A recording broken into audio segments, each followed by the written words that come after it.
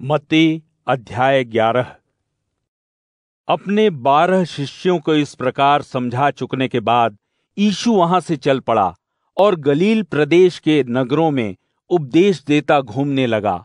यूहन्ना ने जब जेल में यीशु के कामों के बारे में सुना तो उसने अपने शिष्यों के द्वारा संदेश भेजकर पूछा कि क्या तू वही है जो आने वाला था, या हम किसी और आने वाले की बाट जो है? उत्तर देते हुए यीशु ने कहा, जो कुछ तुम सुन रहे हो और देख रहे हो, जाकर यूहन्ना को बताओ कि अंधों को आंखें मिल रही हैं, लूले लंगड़े चल पा रहे हैं, कोढ़ी चंगे हो रहे हैं, बहरे सुन रहे हैं और मरे हुए जिलाए जा रहे हैं, और दीन दुखियों में सुसमाचार का प्रचार किया जा रहा है। वह धन्य है जो मुझे अपना सकता है। जब यूहन्ना के शिष्य वहां से जा रहे थे तो यीशु भीड़ में लोगों से यूहन्ना के बारे में कहने लगा, तुम लोग इस बियाबान में क्या देखने आए हो? क्या कोई सरकंडा जो हवा में थरथरा रहा है? नहीं। तो फिर तुम क्या देखने आए हो? क्या एक पुरुष जिसने बहुत अच्छे वस्त्र पहने हैं? देखो, जो उत्तम वस्त्र पहनते हैं वो तो राजभवनों में ही पाए जाते हैं। तो तुम क्या देखने आए हो? क्या कोई नबी? हां, मैं तुम्हें बताता हूं कि जिसे तुमने देखा है वह किसी नबी से कहीं ज्यादा है। यह वही है जिसके बारे में शास्त्रों में लिखा है, देख, मैं तुझसे पहले ही अपना दूत भेज रहा हूं, वह तेरे लिए राह बनाएगा। मैं तुझसे सत्य कहता हूं, बपतिस्मा देने वाले यूहन्ना से बड़ा कोई मनुष्य पैदा नहीं हुआ। फिर भी स्वर्ग के राज्य में छोटे से छोटा व्यक्ति भी यूहन्ना से बड़ा है।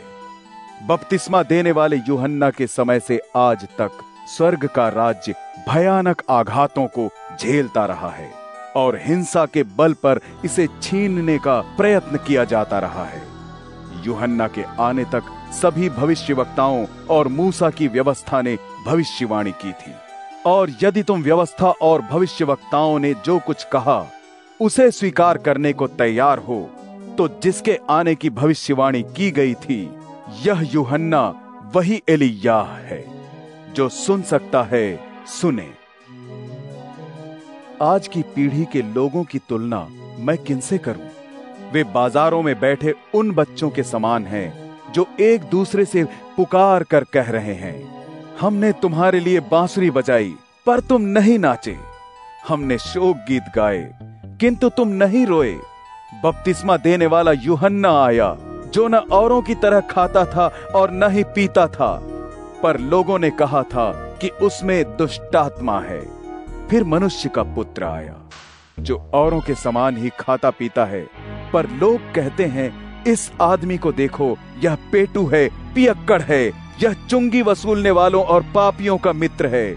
किंतु बुद्धि की उत्तमता उसके कामों से सिद्ध होती है। फिर यीशु ने उन नगरों को धिक्कारा जिनमें उसने बहुत से आश्चर्य कर्म किए थे, क्योंकि वहां के लोगों ने पाप करना नहीं छोड़ा और अपना मन नहीं फिराया था।